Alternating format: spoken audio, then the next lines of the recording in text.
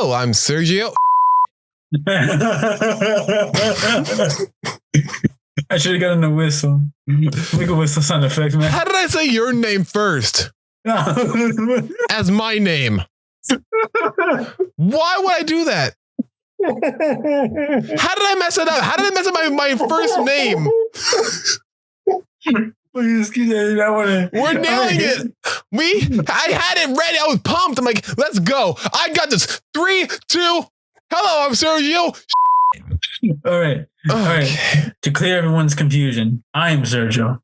That is Chance. Welcome to our podcast. And this is Brick Wall Cinema. Ghostbusters, what do you want? He slimed me. We're ready to believe you. Back off, man. I'm a scientist. That's a big thing. We came, we saw, we kicked its ass. Dogs and cats living together, mass hysteria. Enough, I get the point. Hey, Sergio, I got a question for you. What's that? If there's something strange in your neighborhood, who are you going to call? Ghostbusters. I can't take it. I can't do it with a straight face. Oh my gosh. Oh man, it's funny but awesome at the same time. It is, especially that Fall Out Boy version. I kind of like that one. Oh yeah, I should re-listen to that because I don't remember it too well. We just watched a movie, dude.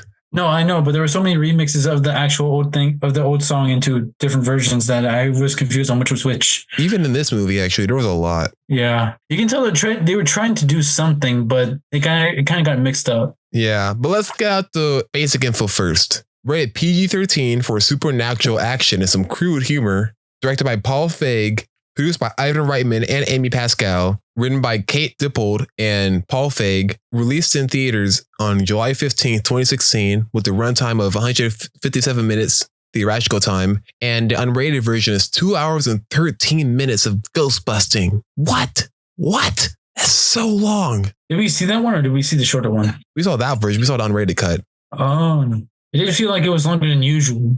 Especially some of the jokes. Oh, that I told you before that me and my sisters, we got the DVD version, and the DVD version was different actually, and it was shorter. No, we're going to get into that, Sergio. Trust me, I got a whole category for that. All right, then what should we start on first? Still doing the basic info, dude. Okay, then. With a budget of $144 million, grossed $229 million worldwide. It was a huge loss for this movie, for what they expected it to be. Well, it's pretty obvious they were banking off the fact that it was a well-known franchise from the 80s, right? Yeah, they literally made a new company for this movie, thinking it's going to be a franchise. We got the Ghost Corps logo at the beginning. And we have a Rotten Tomatoes score of 74% for critics and 49% for audiences, which I thought was higher than I thought it would be for critics. I guess this movie wasn't really panned by critics as much as it was for audiences for that. I didn't want to see girls ghost busting. I think it's more of the fact that critics see so many movies that see something different. It's refreshing no matter what it is. So they might think differently on a movie than the audience would. Right. And for our cast, we got Melissa McCarthy as Dr. Abigail L. Yates, or Abby. Kristen Wiig as Dr. Erin Gilbert. Kate McKinnon as Dr. Jillian Holtzmann. Leslie Jones as Patricia Patty Tolan. Chris Hemsworth as Kevin Beckman. And Andy Garcia as Mayor Bradley. So we have some cameos in this movie. Should we get into that now or do you want to bring it up later? Let's just get into it because I think that's one of the more interesting that the Ghostbusters fans would actually enjoy about this movie. Okay, so Bill Murray was the paranormal debunker Dr. Martin Heiss. You see him dying by ghosts thrown out the window. Did he actually die or was he just transported to the hospital? Oh, no, he did. In the one line after he was done, Kate McKinnon, I remember she said he wasn't really Ghostbusters material. Yeah. They were really trying to piss off any fans that are saying, well, I'll give it a chance. I know it's all girls, but I'll give it a chance. You know what? They said that. Okay, I'm out of here. Get the kids, get the popcorn kids. We're out of here.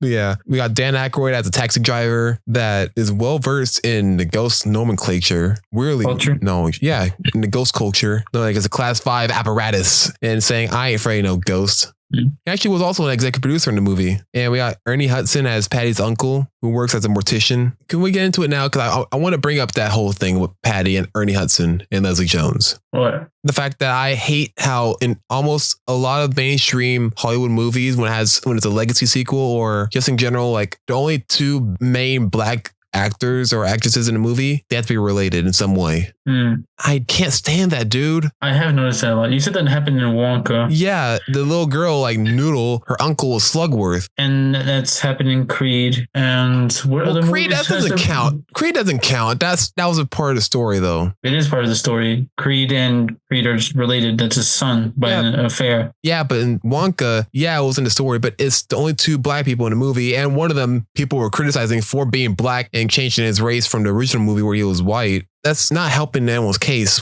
with that. You know what I mean? Right, but that still doesn't dismiss the fact that it's still a thing that happens even in mainstream and even good movies where the characters are somehow related somehow. It's happening in Wonka, Creed, this movie where Ernie Hudson. That's Winston Zeddemore. Winston Zeddemore, right. Thank you. Sorry, I forgot his name for a second. Is there any other movies like that? Because I know it's a common thread. I've noticed that myself. We're not looking at it. We'll go to the next one. We got Sigourney Weaver as Holtzmann's mentor, Dr. Rebecca Gorin. Annie Potts as the hotel receptionist, Vanessa. Al Roker as himself. He was a news reporter. And Ozzy Osbourne as himself. He was in the scene at the concert and look at the badge like, oh, I haven't seen a bat like that in years or something like that. I don't remember what he said, but you know what I mean. You do? Yeah, I remember that one. Okay, you scared me for a minute there. You got really quiet. So let's get into the rundown for the movie. Let's get into the synopsis. After a botched attempt to hide her eccentric past and radical ideas about the supernatural, Columbia University's ridiculed physicist Erin Gilbert now finds herself jobless. And as if that wasn't enough, Erin must swallow her pride and bury her hatchet with dishonored former partner Abby Yates. But to pay the bills and prove that ghosts exist, the unrepentant duo of spirit hunters will need all the help they can get. As a result, tech expert Jillian Holtzmann and inexperienced Patty Tolan join the cause, eager to comb New York City for evidence of the paranormal activity. However, the team is unaware that trouble's brewing. Once more, the unsuspecting Big Apple is in danger. Will the Ghostbusters live up to their reputation? Yes, the answer is yes.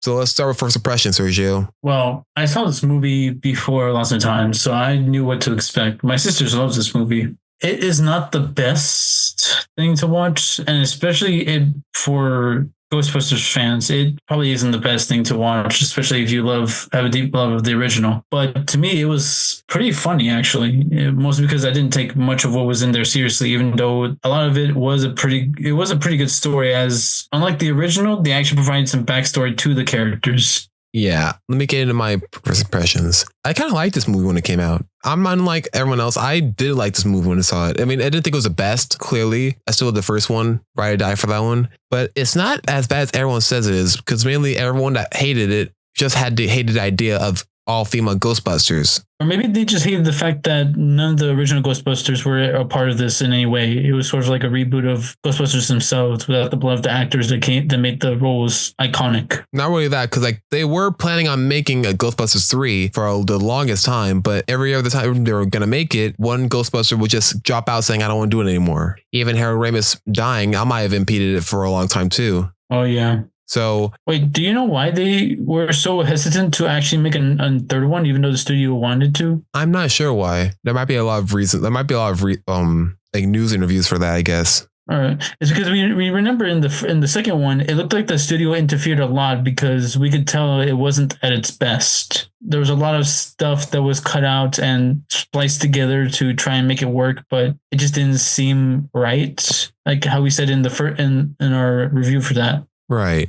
They did reshoots for this movie after the trailer came out. I'm guessing they had to have. What got me was, it's not that it was all female Ghostbusters. It's that it felt like a gimmick. That's what gets me. Nothing against anyone that made this movie, because I do think there are good things in this movie. I just think that the way that they marketed this movie was not the best. How do you mean? let's give a little background on the director and the cast members. Like Paul Feig, he directed a couple of episodes of The Office, and he directed Bridesmaids, two straight up comedies in sort of around the same field where there are a lot of improv in both of them. So and one of them even has Melissa McCarthy in it, Bridesmaids, and Kristen Wiig. So there's a connection there. And it might sound like a good idea to have this guy who's really good at improv, like working with actors and making great humor with it. It might seem like a match made in heaven to make a Ghostbusters movie, because the first Ghostbusters movies were heavily improvised too. And it was relying heavily on the cast to make it good. Right. So if you were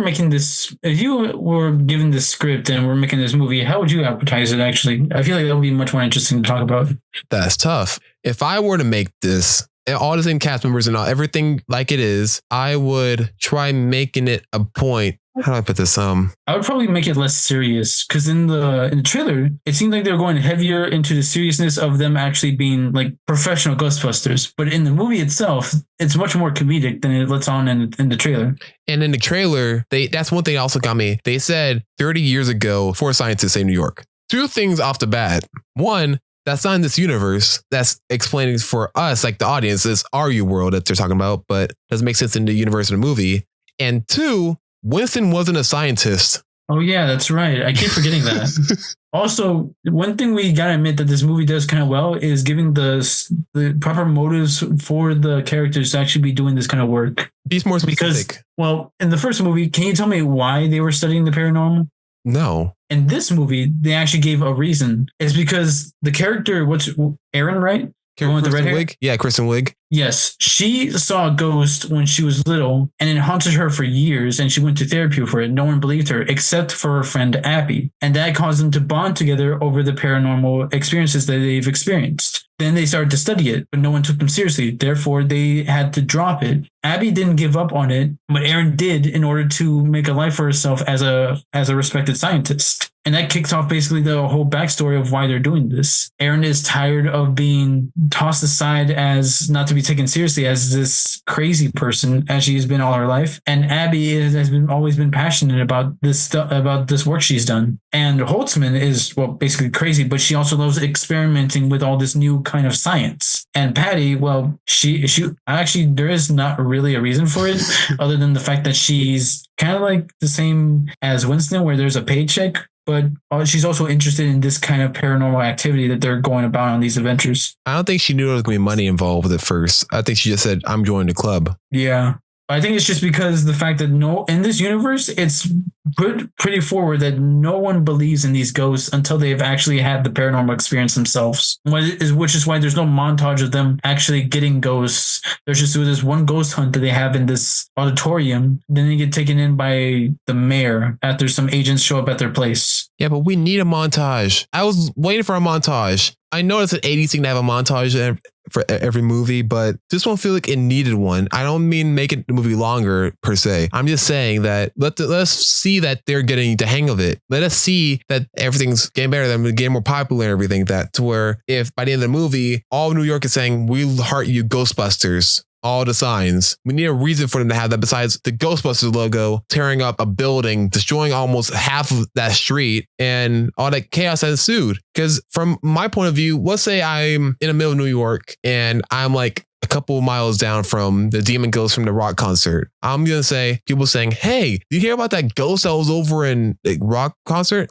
Get out of here. You show me video footage? It could be fake. I don't care. Then later that day, they see a huge ghost popping out of a building, destroying that huge hotel and walking down the street, destroying all the cars, all the buildings in his way. I'm just going to see it. I'm like, oh my God, they conjured up these ghosts and I got to get out of New York. I got to get out of here. The Avengers already left saying, this, and I'm over here just stuck with nowhere to go because they broke my car. He just set my car. I'm stuck here. I hate the Ghostbusters. They're not busting ghosts. They're creating ghosts. They're the ghost creators. That's my point of view. You know, Chance, I feel like that's the same point of view that they had when they made the second movie.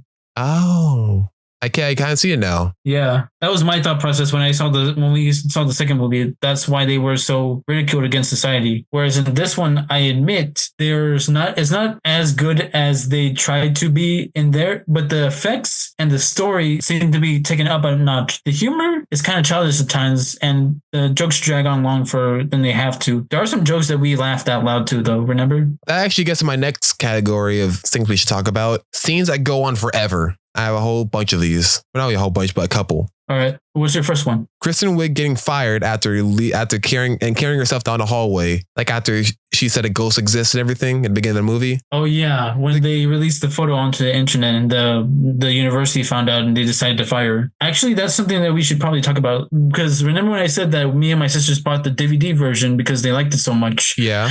That scene actually didn't exist in the DVD version. That scene was cut short to her just carrying the boxes and saying they found some dead animals in this wall, so they're moving me out so they can renovate it, and then she just left. It was not a one whole scene where it just took like a few minutes, where it just took like 30 seconds. That's it. It felt like an acting exercise. Yeah. Like, okay, we need you to walk down this hallway and needing you to make an excuse for why you're carrying a box, and don't say you're fired, but go down the hallway. Every person you see, make a joke about the box and go.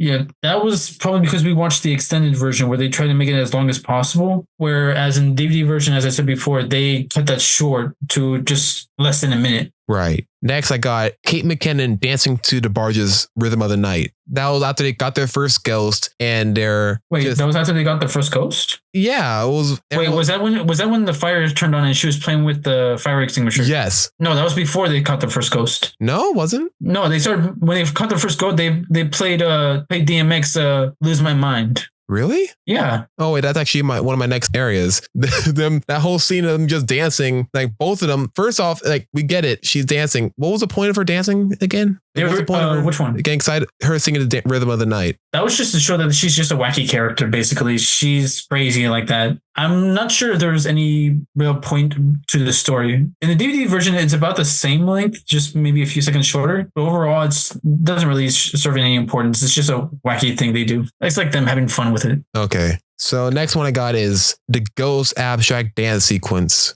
It was like they were eating pizza after that long story of Kristen Wiig saying, I used to have a ghost chase after me. After that, they started saying, hey, Abby, didn't we make a dance? Oh, yeah, let's show you that dance. It took like 5 minutes of dancing. Oh, yeah. And that scene actually got cut from the DVD version that me and my sister saw. It was not in it at all. So I was not expecting that. It was funny, though. Yeah. Next one is Melissa McCarthy and Leslie Jones outside thinking how Kristen Wiig's boyfriend dances. Mm-hmm. It was like after the scene of them doing the abstract dance, they go out there and actually, first off, let's introduce the character that was he in the DVD version? The boyfriend? I don't remember him at all. No, he was not in the DVD version at all. Okay. Yeah. I honestly don't get his point in this movie, and it kind of throws her character all out the window, saying, what was the point of him? There really was no reason. He doesn't come back later in the movie. True. But that's what I'm thinking, that they kind of had an idea of what to go with right here, but it kind of got thrown it kind of got thrown into this mix where it just didn't fit anymore. So they cut it from the actual DVD they released. Right, but then they just have a whole joke of him saying, how does he dance? He dances with his body. He dances with his upper body and just moves up and down. Super funny. All right. Well, no, Patty said that she thought that he danced quote unquote sexy, whereas Abby said that he was just very stiff, like an ironing board. Is that better? It makes it funny. Okay. Mostly because that's how he is throughout the entire time he's on screen. He just looks very stiff. Okay. Next, we also got the scene with them at the mayor's office saying, you let the cat out the bag. You can't let the cat in the bag. Got to keep the cat back in the bag. Put it back in the bag. Don't let anyone know. And like, put the cat in the bag and be over with this. Yeah, I think that was more towards Erin's character, where she just didn't want to be recognized as this fraud again, or no one believed her as her parents did when she first told them about the old woman that was haunting her as a child. She has serious kind of abandonment, kind of like issues like that seem like that's her character. She does not want to be thrown aside and treated as this insane person. Right, you're right. So do you have any other notes you want to talk about for this movie before I get into my notes? Not about this specific category, no. So let's just go on to the next category. All right. So I got some notes for this movie. This is a whole lot. I got like a page full. So I thought it started off really good with Zach Woods giving like the stories around the house, like the random bits at the beginning of the movie. Oh yeah, the first haunted place. Yeah. Then I know it's like, hey, it's the same college from the first movie, Columbia University. So they kept that in there. But then they also added a new scene with the boyfriend saying like, is that what you're wearing? What was the whole joke with that? Because they brought it back like 3 times. You know, I think there's the same joke in The Heat with the same characters who played Erin and Abby, I think, where the actress who plays Erin is constantly playing these roles of very stuck up by the rules kind of person, by the book. Oh, and so uptight, like a teacher sort of person. Yes. Basically, think of an old-fashioned teacher, and that's how you would pretty much picture Erin's character throughout the first part of this movie. Okay, that makes more sense now. I get that. Because of her past of being treated as this insane person or just unorthodox person, she wanted to be seen as something as professional. So she went very heavy on that. That's why she's acting this sort of way. And also why people keep commenting her on her clothes like this. Right. And we also got a new scene in this version with an old lady with a monster in her back in a hotel. Remember that? Oh, yeah. That was weird. But it didn't make sense considering he was powering up this whole, what was it called? The Whaley lines? It was just powering the lines of paranormal activity, which made sense that it would cause some activity in the hotel. Because I was thinking about that throughout the first time when I first watched this movie, seeing as he made this big machine in here and yet no one notices any weird activity in the hotel. Yeah. And I made a joke counter for this movie for the wonton bit. You know, guess how many times they said they made a joke about the wontons? 6. I should have made you guess. It was 4. I thought it counted 6, but I guess I was counting the amount of times they mentioned the wonton. I know you're like those wonton bits, so and I thought I can hear you laughing.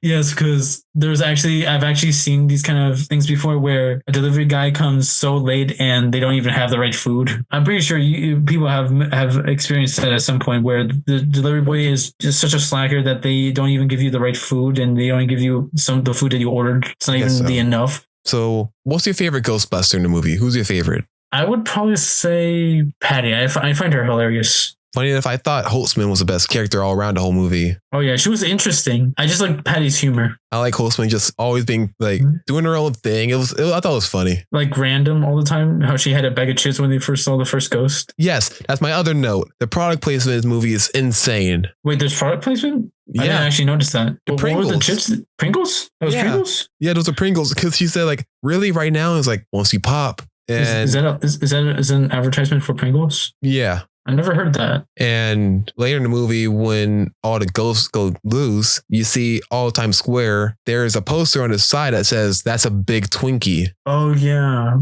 I thought you said it was just a reference for the original where Egon demonstrated what the paranormal activity would be like as a Twinkie. It could be both. Oh, there was Sony in the background, in the far, far background. You had to pause to see it. Well, yeah, this is a Sony movie, so there's always going to be product placement for Sony in a Sony movie. Was there Sony product placement in Across the Spider-Verse? Yeah, his headphones. Oh, right. And his phone. I always forget that. Anyways, what were the other ones? I know that we saw a few. Oh, Crackle, was it? Yes, the old streaming service that went downhill real fast. Yeah, if you ever want to watch Sports Jeopardy, go to Crackle. There was another streaming service that was advertised on there in Times Square. What was it? No, it wasn't. They advertised Blu-ray discs. Oh, right. That's the one I was talking about. Which is also owned by Sony. The PKE meter looks like a Disneyland light-up toy.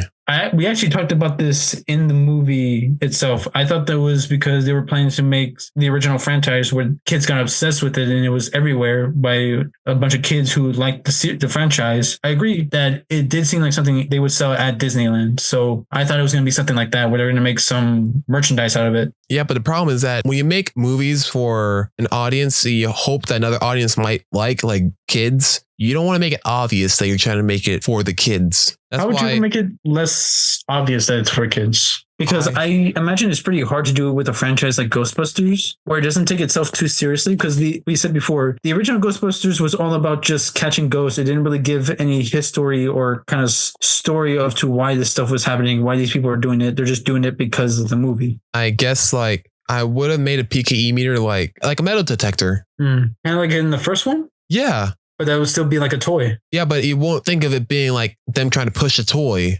That's the problem. With this one, it looked like they're trying to push it as a toy and not as an actual functioning product.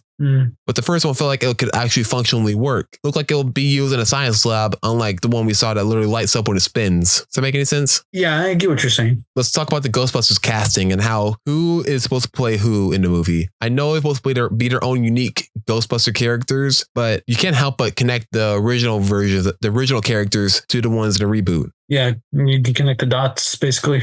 Yeah, so basically, here's what I thought. Peter Venkman was supposed to be Kristen Wiig, because she's like the main Ghostbuster they focus on the most sometimes. She also is reluctant to work with them, with the ghosts, because she mainly wants to focus on herself and her job and anything else that happens outside of it. I was hesitant to say their relationships like with their spouses or anything like that, because in your cut, they didn't even have a boyfriend. So I don't think it'd be good to say that. And so we got Egon Spengler as Kate McKinnon's character, obviously, because she likes working with machines and is more like the oddball of the group. The engineer, basically. Yeah. Ray Stantz is Melissa McCarthy's character, because she's always super excited and happy and energetic, basically. Energetic to learn all she can about the paranormal. And I also drag Kristen Wiig's character to go do things. Mm-hmm. And I'm not happy with this one, but Winston Zeddemore is Leslie Jones. What about it doesn't make you happy? I don't like it because the only reason why people might think, oh, because Winston Zeddemore, Leslie Jones, oh, it's because they're black. And I thought it was more along the lines because of how they joined. Actually, it was later in the movie. They weren't part of the original three. Then they came on once they have had basically their own kind of experience with what they're doing. That too, and also they are not scientists either. True. But at least in Leslie Jones' case, in this one, they have a reason why she joins. Yeah, they do sort of say like he wants a paycheck, but that's not really it. This one, we see her confronting a ghost. They're like, I'm going to join you so I can basically get ahead of them and learn more about them. Yeah. And she actually contributes something, whereas in Winston's case, we weren't sure what he contributed besides being another pair of hands, right? Right. In this one, she's actually much more knowledgeable about New York and its history than the other girls as to why these certain places are being haunted. Like the electrified ghost at the subway was a ghost of an inmate from a prison that was above that kept being electrocuted and shot. And then there was the Wayward Manor. They didn't really talk about that one, but they did talk about the hotel on its very paranormalistic history, how a bunch of weird stuff always happened there, even before it was a hotel, just that area in general. Patty was talking about how the hotel had a very mysterious history, even before it became a building itself, how there was an Indian tribe and settlers that were going to come there for agreement. Then the next thing, they all disappeared. It's talking about the weird activities that happened around the area, which is why it became a hotspot for all this paranormal activity, and why the villain of the story was actually trying to concentrate his machine in that area. So they all pretty much brought something to the team, whereas the original, it was probably because the fact, like you said, that they were originally planning for Eddie Murphy to play that role. So they all had a sort of role in the team. I believe they did a better job in this movie than they did in the original. Not that it was bad. It's just that they weren't able to plan it as well as they wanted to because of the casting problem. This is a weird review from me because there are good things in it, but there are also some bad things. And yeah, it's really hard to deviate, like see which ones, where this final product lands, if that makes any sense. That's what I was talking about earlier. There's a lot of things in here that worked. There's a lot that didn't. And I believe it was because they wanted to do something. It felt like at some parts they were playing an homage to the original, and in other parts they were making fun of it. So I think they were trying to kind of pay homage to it, but trying to stand on their own a bit. But due to certain things and how they were planning to make this movie, it just kind of went away from what the original vision of it was. And every time that happened, it just went back to a sort of comedy. That makes sense, yeah. What do we want to talk about next? Let's talk about the villain. I hated him. Is that the point? Okay, let's be more specific. I hated how bland he was. He doesn't have any personality. He's more like, he's shy. He's really shy. He's like, don't let them hate you, buddy. I'm going to give myself some explanation of what I'm doing because people might not be listening halfway through the conversation. Can I say something that's kind of controversial? Trigger warning. Okay, so it just popped into my mind right now. I'm kind of scared to say this. The villain gave me the vibes of a school shooter. Oh my God. Because think about it. He just sits there with a blank stare, doesn't talk to anybody, doesn't interact with anybody, doesn't make any meaningful relationships to where he is. Everyone hates him. Everyone calls him weird. Everyone calls him a freak. And next thing you know, he causes destruction on the entire place. Oh my God, you're right. Oh man. I mean, this is what I mean. Oh, it makes sense, but that makes it so much dark. Why had to bring it to a darker level? When you say controversial, I thought you could say, I liked him or something like that. No, you need to bring the school shooting. Why? Why? That's why I was trying to bring it to that, but I wasn't sure how, because it's such a dark topic to talk about. And that's why I was so scared to bring it up, because it's kind of true, but is that dark? Oh my God. I don't want to hear you say anything about how what I say is dark ever again. I never said anything you dark. I just said your stuff is weird. Oh, okay. So next one I got is. Oh wait, there was that time you talked about the Sasquatches killing a little girl and then a little boy. I edited that out. Probably. Oh, you did? Probably. Well, I edited this out as well. No context, just saying a Sasquatch killing a girl. What are they talking about? All right. Anyway, yeah, back to want to talk about Chris Hemsworth? How he was his role? He's my next. Yeah, he was my next one I want to talk about. So he was my second best character in the movie. Oh yeah, he was enjoyable. You mentioned that how he said in an interview, right, that he was intimidated to be acting alongside these professional comedians. Yeah, because in that one scene when they first meet him, like interviewing him, honestly, it felt like an Impractical Joker's bit with him having all the images on his computer, probably not knowing when they're shooting what it was going to be, and had to explain why he chose that and that character to these three comedians. Yeah. Throughout the first part of the movie, it's pretty obvious that he is intimidated. Like he looked awkward in a way. Kind of like a first date. Yeah. And it's actually really relatable considering like that's how I was during my first job. I had no idea what to do. So I was just walking around trying to figure out what it is I needed to do. But at least you know what a phone was and how to use it. Oh, yeah. It's funny how they portrayed him as this kind of idiot. Yeah, that was funny. Yeah, it was. Just him covering his eyes when he hears something loud. And my favorite joke when he said, "Kevin, can you pick up the phone?" "I can. It's in this fish tank."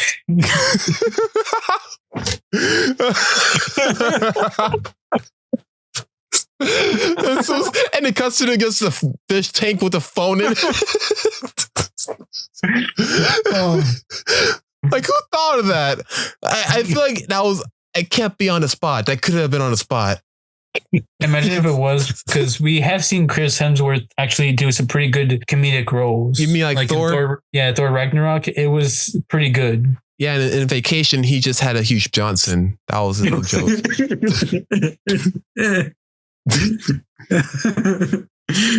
To be honest, Chris Hemsworth actually seems to have done a lot, and he has gotten pretty good at comedic roles. Right. He's getting better as a comedian. Not a comedian. Okay, I'm not going to say comedian. I'm not going to say comedian. As an overall well-balanced actor. Yes. That's what I'm going to say. He's done action movies. He's done very serious roles. He's done comedic roles. He's done a lot. Right. He's well versed. The only thing now for him is to do something like do a drama, like a serious hardcore drama where he might have to change his body for it. Do the whole Christian Bale experience. I think he might do that when he's older. How old is he right now? Has to be like in his 30s or 40s. Oh, yeah. I keep forgetting how young he is, considering how long he's been in the industry. Also, a side note, the actor who plays the guy who's spray painting in the subway, is he from somewhere? Because I feel like I've seen him somewhere before. I actually don't know, but that's a good question. I'm curious to know, actually. Hold on. No, that guy? Oh, okay. I've seen him before. His name is Nate Corddry. Corddry? We don't know how to say that. We'll just call him Nate. Yeah, Nate. He was in that Yogi Bear movie. As who? He was the mayor's assistant. Oh. Yeah, he's also on episodes of Mom, Harry's Law, and Conan O'Brien in one episode. Oh, never mind. Might have been a guest star. He's done some pretty small roles, but he does leave an impact. Yeah, I swear, if I didn't pay attention to him that well and looked with one eye, it looked like Justin Timberlake. Oh, yeah. I thought he would look like someone else too, but this, honestly, his whole scene was one of my favorite scenes in that whole movie, where he says, "Yeah, I saw a ghost. Can you describe it to us?" And then he starts spray painting them all. Yeah, first of all, you don't need to describe a ghost. But first of all, that ghost he describes is not like what it was at all. First of all, it was literally just a blob. His mom just said he saw Casper. Yeah, and then when he saw it, when Patty keeps telling him to stop me, he makes that face like saying, "I'm so sorry." Like, I have to. The ghost is making me. No, you can literally just stop. And then he walks away. And then when she takes the spray cans away and he says like, bye, Patty. I love you. That was kind of funny though. It was funny. Oh, man. Like, man, it's my job. What are you doing? I got to clean it up. I'm sorry. And then he says bye, like they're old friends. Yeah, he comes there all the time, like it says art gallery. He's like a bootlegger that goes to a barber shop every day. Like, hey, stop hassling my guest. Oh no, it's fine. I'll see you tomorrow. I got some Avatar copies over here. You want some bootleg DVDs? I got you. Get out of my store. Get out of my store. Oh man. Coming with the accordion of DVDs. Yeah. So let's see. The ghost mannequins. There was this, like, once they're at the rock concert and they see the ghost mannequins, those were honestly kind of terrifying. I'll say that. They did a good job with those. It also brought me into questioning what do you find terrifying, actually? Because we talked about other horror movies, how they terrify me, because the paranormal aspect of it. But what terrifies you specifically? Because that surprised me how you got terrified by these mannequins. Let's say, I'm not saying, I wasn't terrified. I was saying that they pulled off that scene. It looked eerie. Oh, okay. But what would you consider terrifying, basically? Because we've talked about the other horror movies, how you find them funny and you don't really take them that seriously. But this one, you said they got it right and it did look like it could be scary. So what actually would you consider terrifying? The silence. I didn't think it was funny. I didn't think it was scary because they made a joke out of it. And that's usually what I would do. Because when she sees a mannequin saying, nope, room of terrors, walking out of there, that's basically what I would do. And so I already was laughing like, okay, they're not going to take this seriously. They're not going to be scary. And you see one of the movie like, oh my God. Oh my God. Run. So basically like when they make the right call, but they still get into the danger anyway. Yes. That's kind of funny. I like that. That is funny, but also terrifying at the same time. Yeah, it's because like they're smart. They didn't go in there thinking, what's in here? I have to get my cat. She's stuck in there. No, the cat, leave. The cat's with the ghost now. Oh yeah. And that was a reference to Alien and, you know, basically all those other horror movies, like the reason why they had to go do dumb things. That's just every horror movie ever. Yeah. Except for the newer ones by Peele, was it? Jordan Peele? Yeah. Or was it the other guy? I forget who directs and who acts. Michael Key acts. Jordan Peele directs. Oh, okay. Jordan Peele. Yeah. So there's another thing I wanted to point out they never really focused on at all, which I think would have been a cool idea. There's this one shot where after Abby gets possessed and then the ghost goes into Chris Hemsworth, he rides a motorcycle with the Ghostbusters logo and a little proton back on the back of it. We could have had a car chase, or not really a car chase, but a chase on the road with a ghost scene, on a motorcycle. A better montage or scene of him actually riding the motorcycle. Yes. That could have been cool. We have that in a new Ghostbusters Frozen Empire trailer. Like they see him chasing a ghost and getting a ghost trap on a drone to capture in the air. That's a cool idea. I love when they use gadgets to enhance things that we know personally that we couldn't really do back in the 80s because of budget reasons. And technology wise. Yes. That's all one of my favorite scenes in this movie was when they're in Times Square and you see Kate McKinnon reminding herself that she has gadgets and pulls up the little proton guns and starts shooting all the ghosts. I love that scene. It was cool. Even the orchestral version of the Ghostbusters theme song was awesome. Oh, you like that? I like I'm a sucker for when they do orchestral versions of old TV show cartoons or theme songs. Remember in Spider-Man Homecoming? During the Marvel logo, it had like the da-na-na, da-na-na, the orchestral version of the original Spider-Man theme song. All right. So you like the gadgets that they had in this movie? Yeah. Well, that's what I would want from a reboot or a sequel to Ghostbusters. I would like to see them expand on the things that we already learned from it. And that's the best way to do it, I would think. Because all technology, people want to get toys. That's not really saying, hey, get this toy. It's saying, hey, that's a cool idea. Let's just make a toy out of that cool idea instead of thinking around it saying, how we make a cool toy and make it work for this movie. They didn't do that. But that also brings into probably an aspect that we should probably address. The effects in this movie are actually pretty great.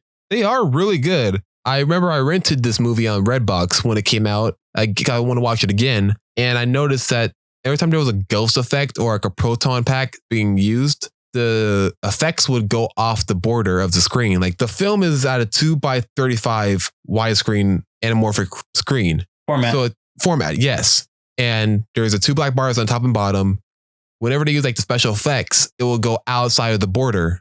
Did it have that for your showing? For your DVD? From what I remember, it didn't usually. It had the same aspect ratio, but it wasn't towards the end when they had that big ghost battle with the guy on stilts that they started using the 3D aspect of it when the guy on the stilts was pointing outside the screen and some of the sludge from the ghost would come popping out a bit. Mostly because I believe they were expecting some of this to have a 3D aspect of it when they went into theaters. And they used some of that screens for that. They marketed this as it being an IMAX 3D when it comes out. That was one of the big selling points. And yeah, that's mainly all my. Oh wait, no, I have one more. There's one more joke I loved. It was after the ghost went loose, and you see them running rampant around the town. We cut to this bar, and these guys talking, and you look right next to the other guy, and you see. Oh wait, it's the dean of the university that fired Erin. No, it's not that scene. It's the scene where you see the ghost with the Boston Red Sox jersey on, yelling at the guy saying, "Yankees suck!"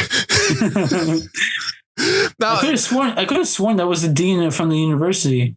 Really? That fired Erin, the first one, the old guy from the first part of the movie where Erin was working. No, that's not him. Oh, he sounds just like him. One other thing I want to point out before we get into our raids and stuff like that. What do you think of the Ghostbusters ghost being the main big monster at the end? It was actually pretty interesting to see it animated. Like 2D animated? Yeah, 2D animated. It was really interesting to see it, as I've always seen it as just a logo, and usually when the movie starts, it's animated into the logo. And to see it as a character in a movie, that was pretty interesting. I felt like they could have gone somewhere with that if they did it differently in a different film. I like that idea. I like that too, but I feel like they didn't push through with the idea of that per se, because the whole time watching it, it looked like Oogie Boogie sort of.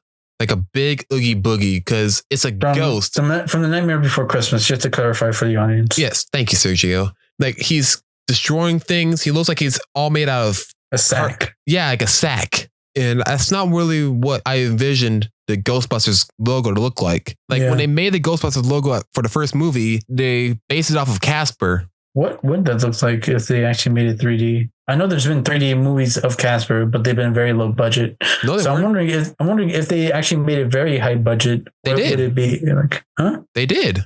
Oh yeah, right. The live action version. Oh right? My God, yes. You scared me for a minute there. I completely forgot about that. But still, though, I think the effects for that one were very low considering nowadays what we are able to do with the effects. That was actually. So I'm wondering what they would be able to do if they actually did that with the effects that we could put into it today. Funny enough, there is a cameo in that Casper movie. I do remember that. There's a point where they're trying to go exercise a house, and you see Dan Aykroyd running out in his Ghostbuster outfit saying, "Who are you going to call? Someone else."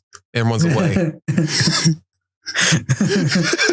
Great segue, Chance. Thank you. I really appreciate that. And have you gotten thin? Yeah, I've been working out a lot more, man. And your voice got really deeper too. Oh, you noticed? What are you doing? What? What? What was all that about? Well, what are you talking about? Oh yeah. Don't worry about it. Anyways, what was the next category we had to go to? Or was that the last one? No, we got trivia to go to, man. All right. Am I going to be doing it again, or are we just going to talk about the trivia? And we have one more category after this. Okay. Paul Feig and the cast signed on for 2 more films, and the film was reportedly planned to kickstart a Ghostbusters cinematic universe. But the film's mediocre box office results put an end to those plans. Rather tellingly, Ghostbusters Afterlife ignores this film entirely and started becoming a distant sequel to Ghostbusters 2 instead. I have a question. Do you think that the failure of this film inspired the director's son to try and make a faithful and appreciative kind of sequel to the original franchise? I like to think so. Because with all these faults, they still put out a pretty good movie, in my opinion. I mean, this is not my first time watching it, so clearly they're doing something right if I want to watch it again. Mm-hmm. But then again, I'm also reviewing it for a podcast. True. And do you know that this film was denied permission to be screened in China, with it generally being assumed that the country's cultural opposition to depicting ghosts as malevolent entities, likely keeping it from seeing the light of day over there? Oh, yeah, that makes sense. Maybe that might have been a big reason why this movie bombed too. Yeah.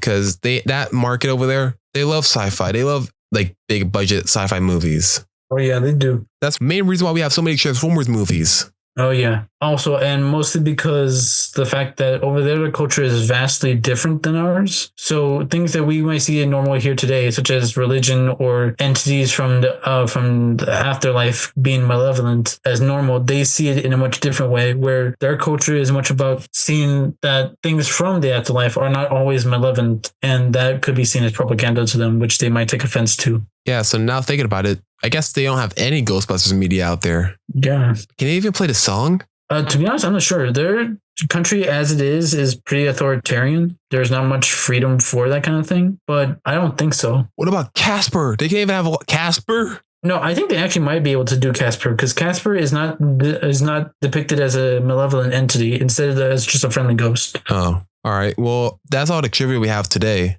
It was pretty short because I didn't really want to make it all just hating on the movie. I know there's a lot of negative stuff about this movie. Yeah. And you know what time it is, Sergio? No, what time is it? It's time to get out your notepad, get your pencil. It's time to take a pop quiz. You have 10 questions today, Sergio. You ready? Oh no. It's like high school all over again. No talking during the test, Sergio. I see you looking over Steve's shoulder. All right, so what's the first question? Give me your phone and Apple Watch so I know you won't be cheating. I don't have Apple. Oh, you're an Android. I'm so okay. The It's not going to make it in. Don't worry about it.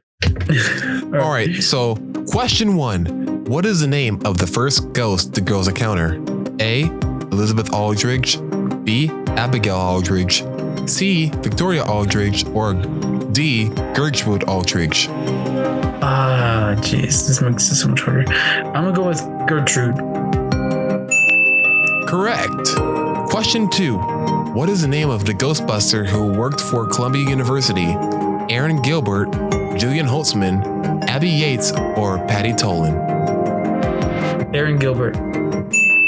Correct. Question 3. Which Ghostbuster co-wrote the book Ghosts from Our Past, both literally and figuratively? The Study of the Paranormal with Erin. Jillian Holtzmann, Abby Yates, Patty Tolan, or Kevin Beckman?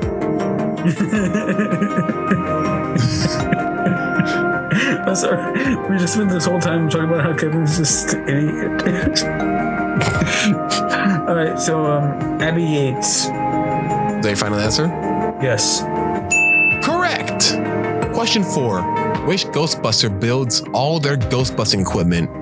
Abby Yates, Patty Tolan, Rowan North, or Jillian Holtzmann? Jillian Holtzmann. You sure it's not famous Ghostbuster Rowan North? I'm sure. All right. Correct. Question 5. Which Ghostbuster worked for the MTA? Kevin Beckman, Rowan North, Patty Tolan, or Abby Yates? Oh man, this one's so hard. Knowing that all these Ghostbusters are female, yeah, we have 2 dudes in here. It should probably be easy for you to figure this one out. I mean, Kevin does sort of become a Ghostbuster at the No, end. he doesn't. A self-proclaimed Ghostbuster, although he does work there as a secretary. He doesn't really do much though. I'm gonna go with Patty. Correct. Question 6. Kevin Beckman is the only applicant for the receptionist job. True. Or false? True. Sorry, I jumped the gun a little on there. Yeah. But yeah, true. Final answer. Correct. Question 7. Which actor from the original Ghostbusters does not make a cameo in this movie? Rick Moranis, Dan Aykroyd, Bill Murray, or Sigourney Weaver? I forget their names. Oh shoot. I'm gonna go with Dan. Dan? Yeah. Dan. I don't remember him being mentioned. Wrong. He was... Dude, God, you gotta shut the up sometimes, all right? This is a kid's show. I just said shoot. Yeah, sure you did. Dan Aykroyd was a cab driver saying, I ain't afraid of ghosts. Question 8. What is the name of the man who is trying to break the barriers to set the ghosts free? You have to tell me this one, Sergio. There's no answers for this one. There's no multiple choice for this one. Rowan North. So your final answer? Yes. Correct. Question 9. What form does Rowan take to destroy the Ghostbusters?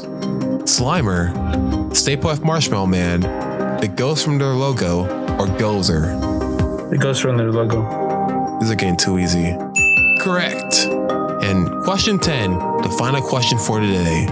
During the scene at the end of the movie, what does Patty hear captured on the EVP, causing her to ask, "What's blank?" Complete the quote. Zool, Gozer, Slimer, or Keymaster? Zoo. Yeah, you got it right, dude. You did a good job. You got them all right. No, except one. I'm sorry, you failed. You're not gonna forget to repeat this class, dude. Oh no. Let's start with our rating, Sergio. Let's say what we should rate Ghostbusters 2016. All right. So I feel like this movie, for me, is solidly at a 3. There's some good parts. There's some not so good parts. But it is a very enjoyable movie if you don't take it too seriously or as a serious kind of continuation of the Ghostbusters franchise. Okay. That's why I got 2. I got 3 out of 5 from me because although there are good things in this movie, there are some other things that feel like they drag along for a long time. And a lot of non sequiturs in the movie. But then again, there are also cool concepts that they think they should have expanded on more. But then again, it would have been a lot more longer. And we already have a 2-hour and 13-minute Ghostbusters movie. I felt like they could have cut out some of the jokes and just expanded more on like new concepts they were putting into the movie. Yeah, and it feels like they were setting up too many things, like saying, "Don't worry, we'll get back to that later," or "Don't worry, we have another movie in store for this one." Yeah, they were planning to make make sequels, so it makes sense that a lot of stuff wasn't expanded upon. Right. And here's my idea. I'm gonna say this out because we're all done here, but I want to say this idea: Ghostbusters International. We have multiple Ghostbuster buildings all over the nation or worldwide, and we have a different movie in different locations. And like how they did with Men in Black International, but just kind of better. Ah, son of a! I forgot that exists. But that is a pretty interesting idea. However, that would probably also work as a series. They probably could do that actually as a series where they recruit more people, but as time goes on, they meet with challenges of people not believing them and the same problem coming up again of whether or not ghosts actually exist and them getting caught up in lawsuits and legalizations, that kind of thing, how they did in the second movie. Right.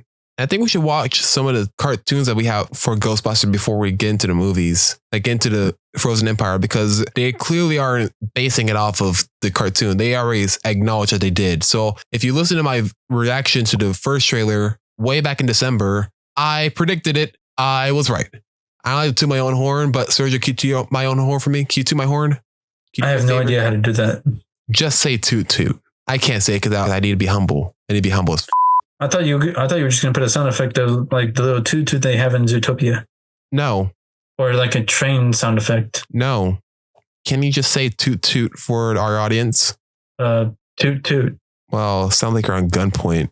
I mean, you kind of put me on the spot. I wasn't expecting that. What do you expect from me, man? Just say toot toot. That's all I expected of you. I told you what I wanted. I asked you to toot my own horn, and you're like, I don't know. I don't want to do that. I don't want to. I don't want to toot. Like, no, that's all I asked. All I asked. How do you toot someone else's horn? Easy. Just say toot toot. That's not how you do it. It is how you do it. No, it's just a metaphor for bragging. Yes. So you want me to brag for you? Yes. But I don't remember what you said back then. All I remember is that you making the prediction that they're going to have that kind of ghost. I said they'll have the prediction of making the movie having a villain based off of the cartoon. Oh, I don't remember that. Oh my God.